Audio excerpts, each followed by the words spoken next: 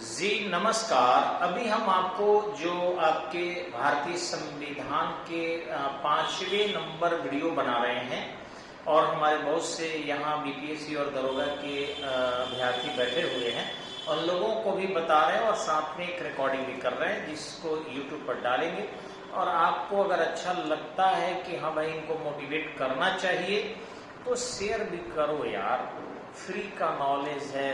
इतना बढ़िया खट के अपनी बत्ती जला के मोबाइल लगा के ये सब हम लोग छपरा के एक छोटे से आदमी काम कर रहे हैं और आपको मोह नहीं लगता है कि अपने छपरा को प्रमोट करना चाहिए। आप दिल्ली के टीचर को प्रमोट करते हो जिनके पास बहुत संसाधन है, पटना के टीचर को प्रमोट करते हो, आप छपरा के भी तो थोड़ा सा कर लो यार।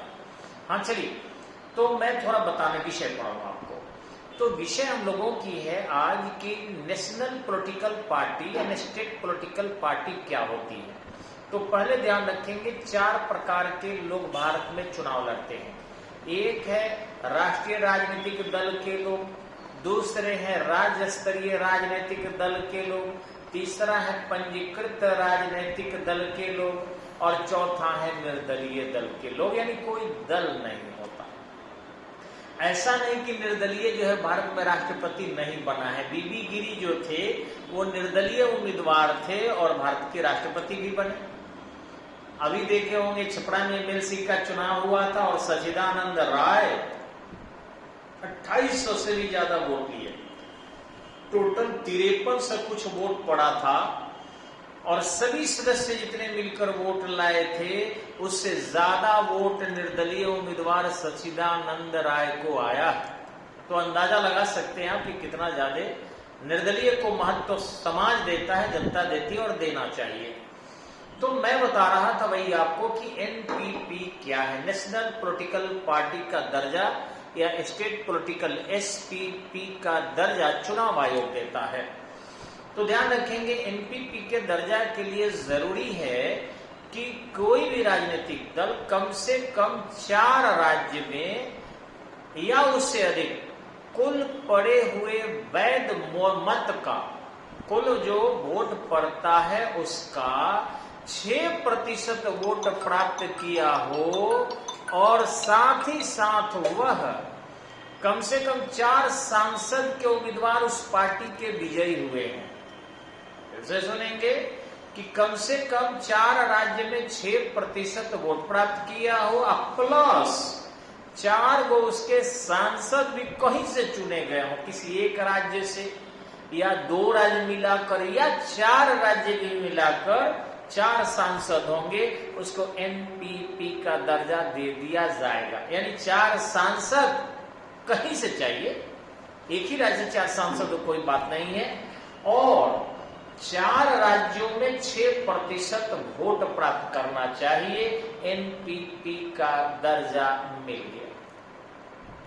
दूसरा तरीका है नेशनल पॉलिटिकल पार्टी का कि कुल संसद सदस्यों के 2% संसद उस पार्टी के हों।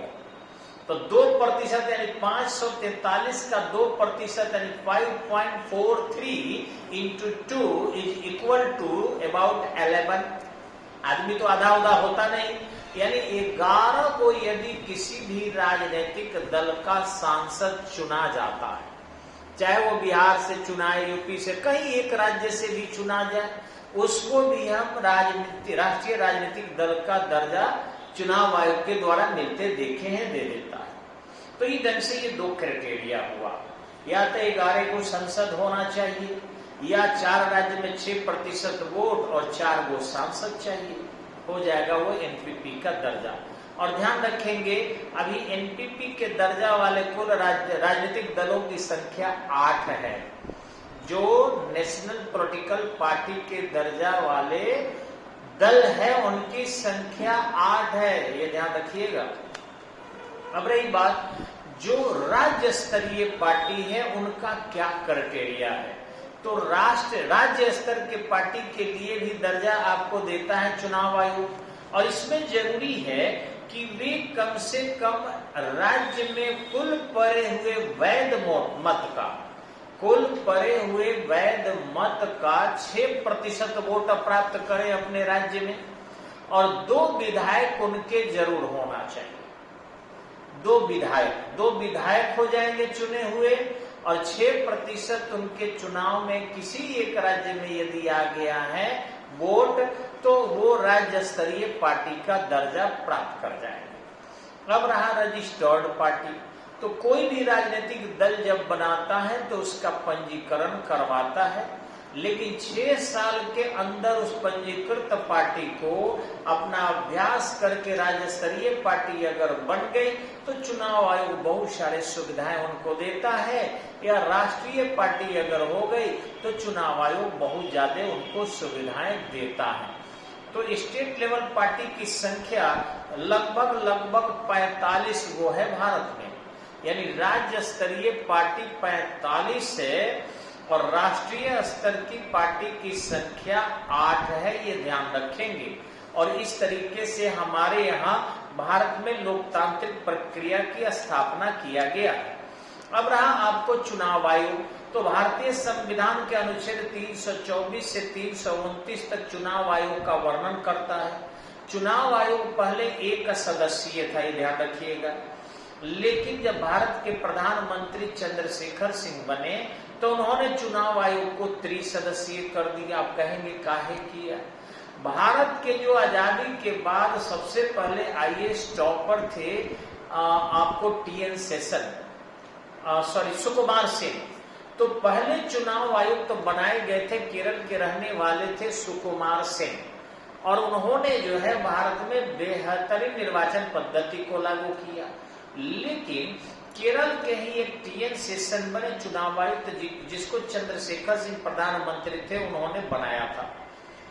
वे जब बने तो पूरी तरह लोकतंत्र को मजबूत करने के लिए डायरेक्ट जो है यहाँ पर डेमोक्रेसी लागू करने की ओर आगे बढ़ गए।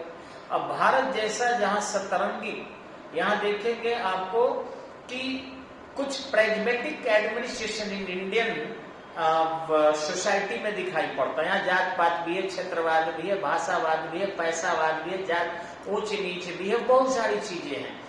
दारू पर वोट मिलता है, शराब पर वोट मिलता है, पैसा पर वोट मिलता है, नर्तकी पर वोट मिलता है, जात पात पर वोट मिलता है, और ये लोगों को जीन में प्रवेश कर चुका।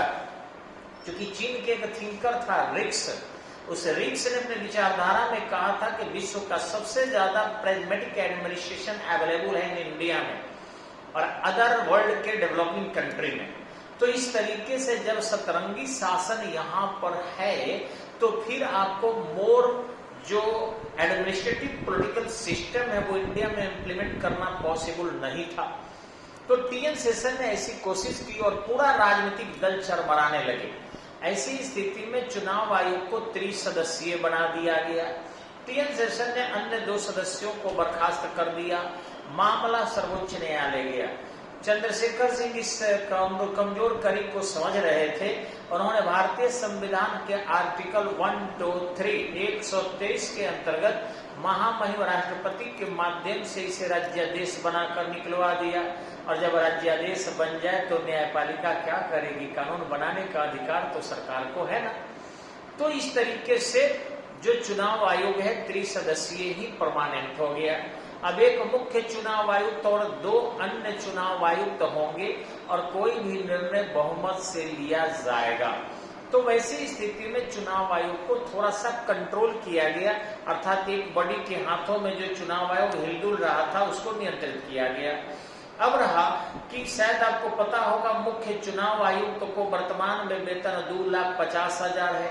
राष्ट्रपति शपथ दिलाता है, उसे हटाया नहीं जा सकता।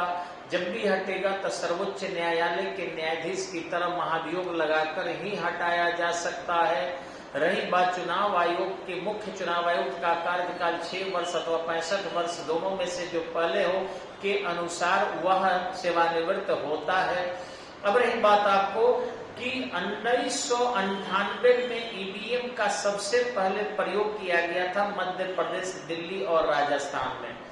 इलेक्ट्रॉनिक वोटिंग मशीन का सबसे पहले प्रयोग किया गया था 1998 में मध्य प्रदेश के चुनाव में, दिल्ली के चुनाव में और राजस्थान के चुनाव में। जहां तहां सबसे पहले अगर राज्य में चुनाव में ईवीएम का प्रयोग किया गया था तो वह गोवा था। गोवा में पूरे राज्य के चुनाव में इलेक्ट्रॉनिक वोटिंग मशीन का सबसे पहले प्रयोग किया गया था।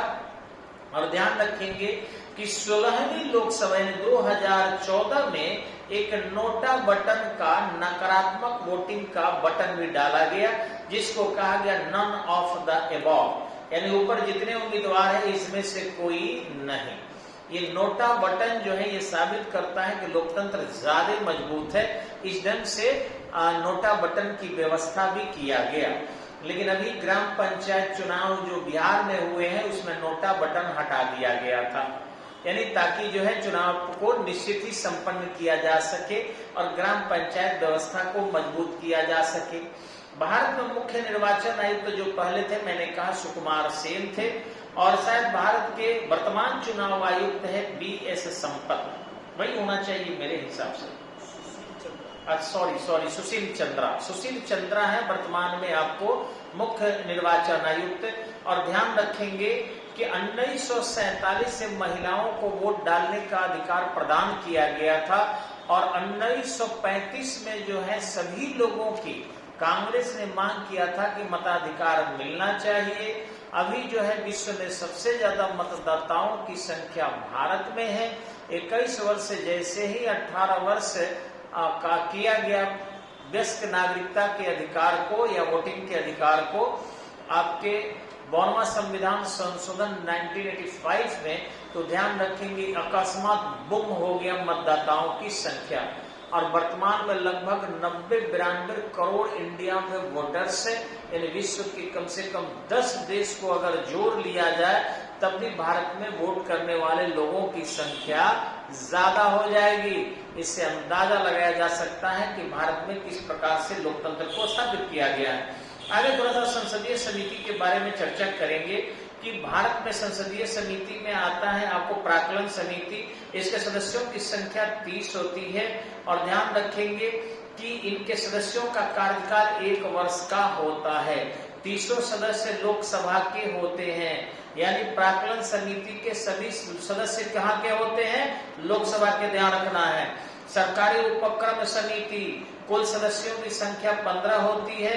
10 सदस्य लोकसभा के होते हैं और 5 सदस्य राज्यसभा के होते हैं। लोक लेखा समिति, इनके सदस्यों की संख्या 22 होती है। 15 लोकसभा के और 7 राज्यसभा के होते हैं। एक व्यक्ति एक से अधिक समिति का सदस्य हो सकता है। बाकी वर्तमान में भारत में समितियों की संख्या कुल 24 है। आपको पता होना चाहिए कि भारत में 15 मार्च 1950 को योजना आयोग का गठन किया गया था। योजना आयोग को 2014 में भंग कर दिया गया और 1 जनवरी 2015 को उसे नीति आयोग में तब्दील कर दिया गया।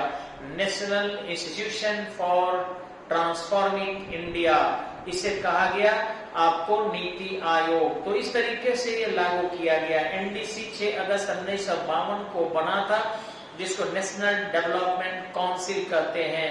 वित्त आयोग भारतीय संविधान के अनुच्छेद 280 के अंतर्गत गठित किया जाता है, और शायद आपको पता होगा कि राष्ट्रपति प्रत्येक 5 वर्ष पर एक वित्त आयोग के अध्यक्ष को नियुक्त करता है, जो आय व्यय के वितरण के लिए अपनी रूपरेखा का निर्धारण करता है।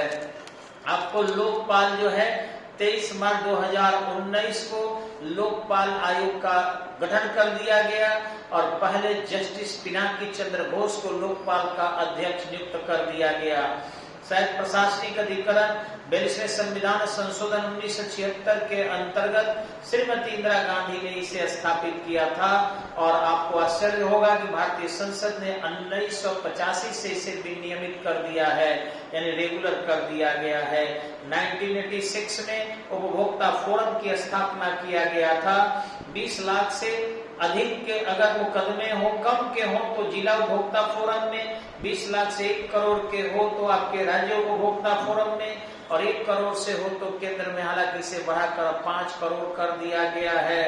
राष्ट्रीय मानवाधिकार आयोग जो है 10 दिसंबर 1993 में पारित किया गया था। 1994 में ये काम करना भारत में प्रारंभ कर दिया है। भारत में संविधान सभा में कुल सदस्यों की संख्या 389 थी, लोकसभा के सीटों की संख्या 552 निर्धारित की गई है, जिसमें 530 प्लस 13 प्लस फिर 530 प्लस 20 प्लस 2, लेकिन वर्तमान में है 530 प्लस 13 प्लस 2 निर्धारित है। राज्यसभा की सीटों की संख्या 250 निर्धारित की गई है, जिसमें 238 का निर्वाचन और 12 का मनोनयन राष्ट्रपति करेंगे, यानी 250 हो जाएगा। परंतु वर्तमान में 233 प्लस 12 यानी 245 ही है। विधानसभा में अधिकतम सदस्यों की संख्या 500 और न्यूनतम सदस्यों की संख्या 60 निर्धारित की गई है। विधानसभा में 60 से कम वाले हैं गोवा 40, मिजोरम 40, सिक्किम 32 और पुडुचेरी 30। फिर से सुनेंगे, विधानसभा में नियम से कुछ अपवाद वाले भी राज्य हैं, जहां गोवा 40 में विधायक, मिजोरम में 40 विधायक, सिक्किम में 32 विधायक और पुडुचेरी में 30 विधायक है। विधान परिषद में नियम है कि कुल विधानसभा के 1/3 सदस्य ही होंगे। एक ध्यान रखेंगे सबसे पहले कि उच्चतम न्यायालय में न्यायाधीशों की संख्या कुल 34 प्लस 1 यानी 35 निर्धारित की गई है। लोकसभा के सर्वाधिक सीटों की संख्या 33 प्लस 1 यानी 34। लोकसभा में सर्वाधिक संख्या उत्तर प्रदेश की 80 है। बिहार में लोकसभा के सदस्यों की संख्या 54 थी, 14 झारखंड में चली गई तो घटकर अभी 40 है। आगे आपको बता दें, केंद्र शासित प्रदेश दिल्ली में सबसे ज्यादा लोकसभा की सीट है, यानी 7 सीट है। आगे आपको बता दें, 8वीं अनुसूची के अनुसार कुल भाषाओं की संख्या 22 है और किसी भी सदन की कार्रवाई के लिए गणमूर्ति 1/10 रखा गया है। इससे कम होगा तो किसी भी परिस्थिति में गणमूर्ति नहीं होगी। अभी तक के लिए इतना ही। आगे की चर्चा भारतीय संविधान के अगले वीडियो में मिलेगा आपको। लेकिन प्लीज रिक्वेस्ट है कि इसको फेसबुक, इंस्टाग्राम, व्हाट्सएप से शेयर कीजिए और इसे 1000 तो आपने सब्सक्राइब करा ही दिया है, बस 4000 घंटा अगर लोग देख लेंगे तो थोड़ा सा 2-4 रुपया हमें भी आने लगेगा। प्लीज इसमें मदद कीजिए। धन्यवाद, नमस्कार।